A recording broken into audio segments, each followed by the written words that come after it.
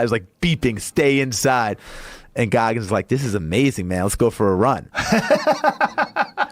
And I'm like, they're telling us the exact opposite, man. They're broadcasting to the whole community to stay inside. Right. So we go for a 10-mile run in the blizzard, and we come home, and I lived on a lake, and kids are playing hockey on the lake.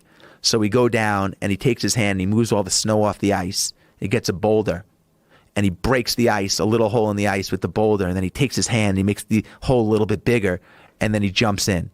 And then he points at me, and he takes his finger, and he signals for me to jump in.